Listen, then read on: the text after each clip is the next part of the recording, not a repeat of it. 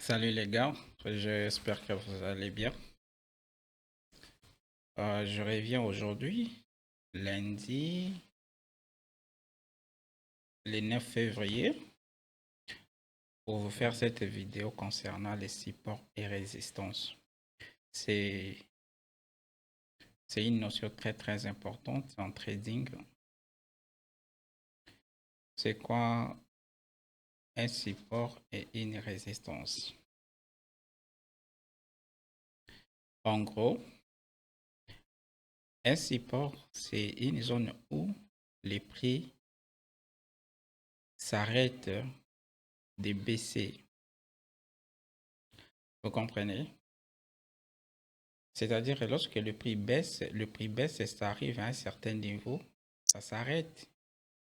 Les prix commencent à bouger sur une seule zone. Il y aura plusieurs régions dans cette zone où le prix n'évolue pas. C'est ce qu'on appelle les supports. C'est ce qu'on appelle les supports.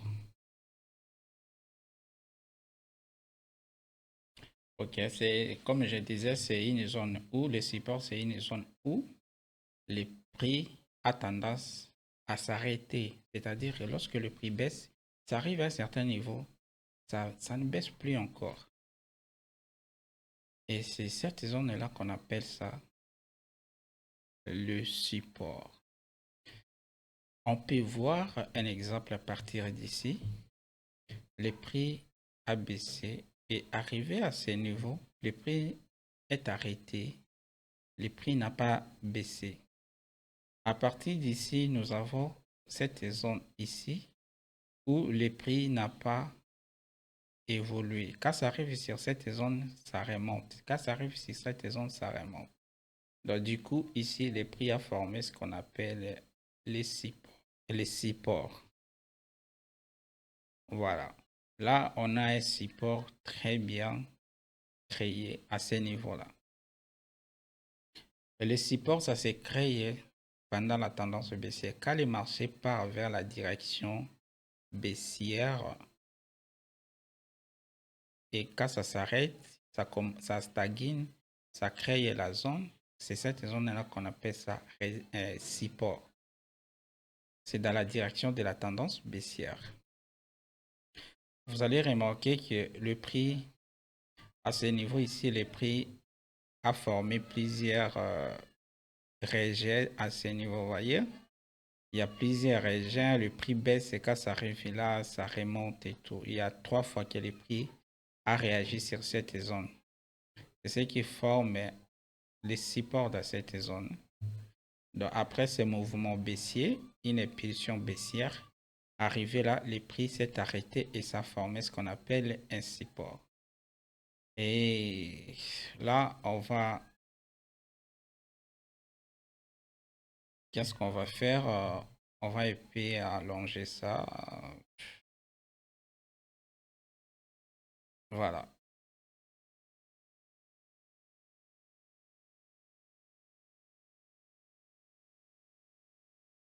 Ok, je vais élargir la zone. Donc, voilà, épée. Alors, ce que vous devez savoir, les supports, ça ne se crée pas avec une ligne fine comme ça. On ne peut pas tracer un support avec une ligne fine. Non. On trace toujours le support par une zone parce que c'est une zone où le prix fait plusieurs fois des régents. Donc, quand tu traces un support comme ça, ce n'est pas un bon support parce que une ligne fine ne peut pas déterminer un support. Alors, ce qui nous reste à savoir, c'est la résistance. Après que le prix puisse être bloqué à ce niveau et puis ça forme ce qu'on appelle les supports. Du coup, nous avons ces mouvements haussiers. Le prix est monté, est monté. Et arrivé à ce niveau-là, les prix n'avancent plus. Voilà. Et du coup, à ce niveau ici, les prix a formé ce qu'on appelle la zone de résistance. Voilà. Nous avons une zone de résistance à ce niveau-là.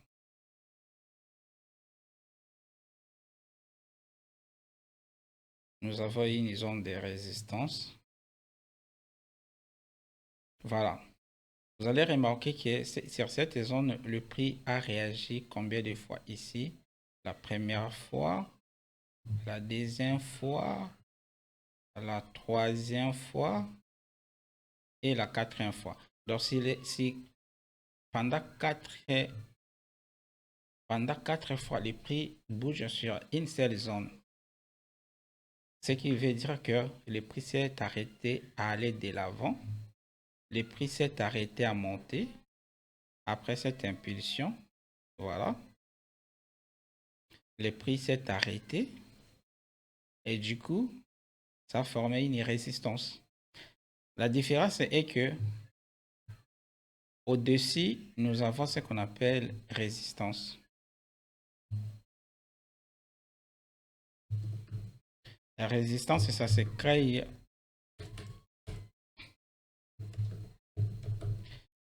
La résistance, ça se crée au-dessus lorsque le prix monte. Voilà, cette zone, ça s'appelle résistance. Et cette zone, ça s'appelle support. Voilà. Support, c'est en bas.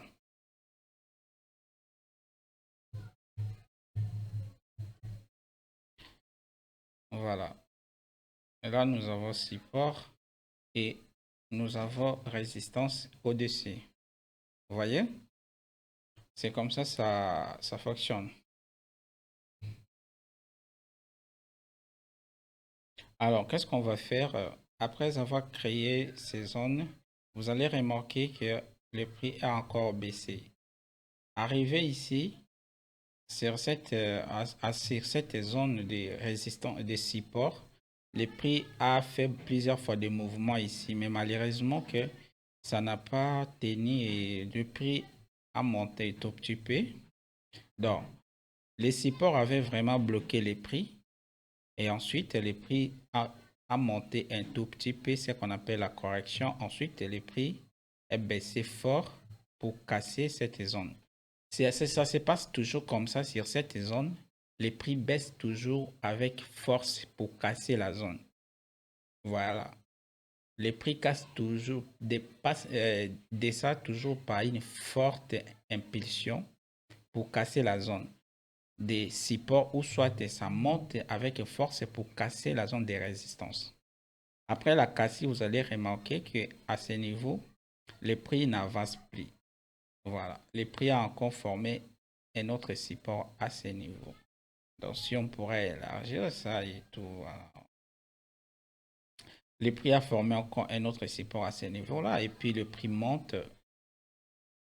Le prix monte. Arrivé là, le prix forme encore une résistance à ce niveau. Et ensuite, ça baisse pour casser les supports qui étaient là. Voilà. On va d'abord effacer l'ancien support. On va effacer l'ancien support et puis là, on reste avec la nouvelle zone. On reste avec la nouvelle zone et puis on vient tracer encore la nouvelle zone de résistance. Voilà.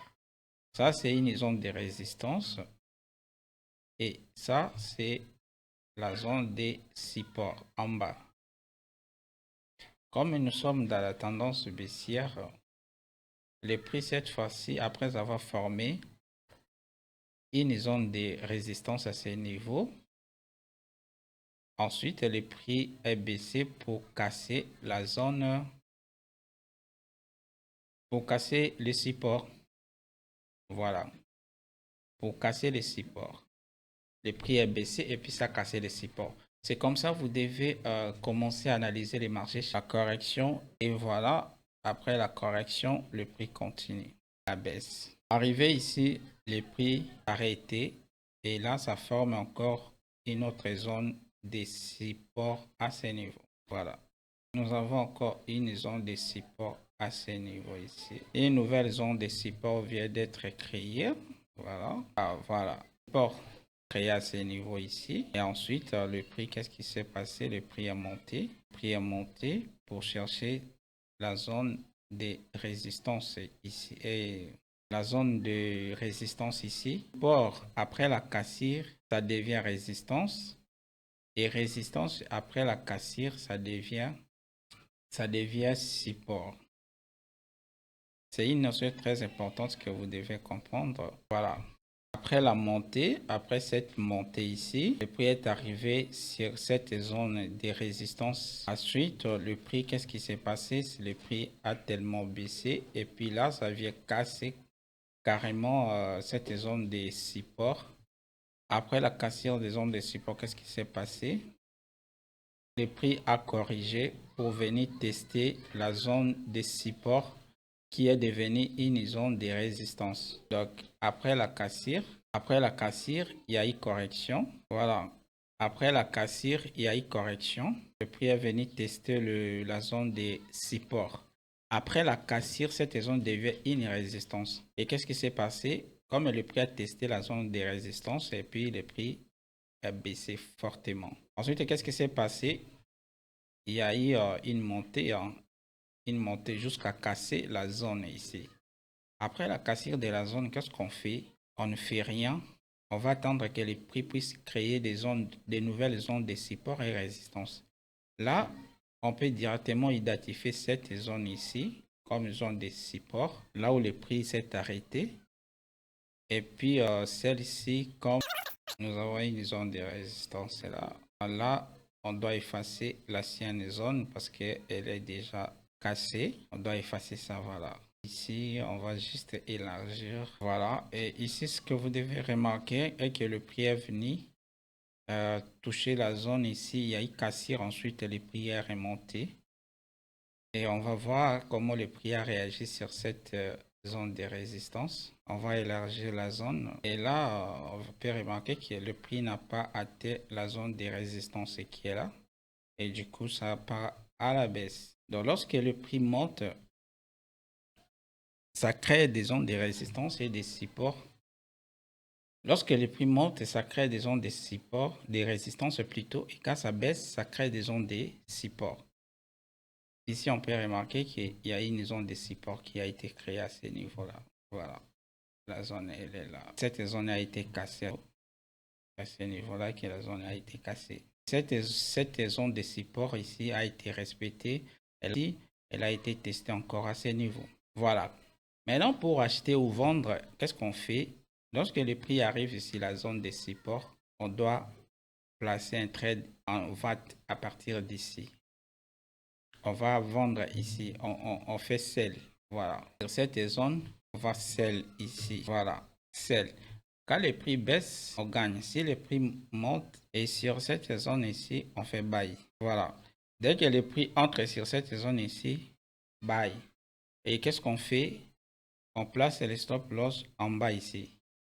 Et lorsqu'on va ici, qu'est-ce qu'on fait? On place aussi les stop loss juste là. On place les stop loss un tout petit peu au-dessus de la zone. C'est-à-dire, si cette zone, lorsque le prix était rentré ici, on allait vendre ici, et le prix baisse, on va gagner. Et le prix revient encore ici, on va encore vendre ici, et puis on gagne. Pour la deuxième fois, pour la troisième fois, on va vendre, mais on ne va pas gagner, le prix va aller toucher notre stop loss. Alors, ici, sur la zone de support, qu'est-ce qui va se passer? On va acheter là-bas, on va gagner, on va encore acheter ici, on va gagner encore. Cette fois-là, vraiment, ça serait des gains énormes parce que lorsque le prix a corrigé, n'a pas arrivé sur la zone et puis ça repart à la hausse. Donc, c'est très important de pouvoir respecter les zones en fait. Là, on peut remarquer qu'une nouvelle zone a été créée ici, une zone contre des résistances qui a été créée à ce niveau-là. Voilà. Une zone a été créée à ce niveau, ça c'est une zone de résistance. Et du coup, le prix baisse et puis ça vient casser notre support ici qui a été créé depuis très longtemps là. Le prix a cassé la zone de support ici et puis ensuite ça repart à la hausse. Donc si on vendait ici, cette fois-là, on allait perdre parce que si on achetait ici, on allait perdre parce que le prix est venu casser notre zone de support et puis ça vient toucher les stop loss. Voilà. Je vais toucher les stop loss. Du coup, là, on a une nouvelle zone qui s'est créée à ce niveau ici. Une nouvelle zone qui s'est créée. Voilà, la nouvelle zone qui a été créée, elle est là. L'ancienne zone, on va effacer. Voilà, là, on reste avec la nouvelle zone des supports. Et l'ancienne zone, on l'a effacée. Donc, lorsque le prix viendra entrer sur cette zone, on va acheter. Et du coup, on met les stop loss juste là. Et ici, vous voyez que nous avons une zone de support qui est là. Et le prix est déjà sur la zone. Là, c'est le moment de vendre, tu vois, et on a le stop loss juste là. Donc, on va vendre sur cette zone et notre stop loss, c'est juste au-dessus, un tout petit peu au-dessus là. Je pense que là, l'analyse est bien faite et vous avez compris comment vous devez déterminer des zones de support et résistance.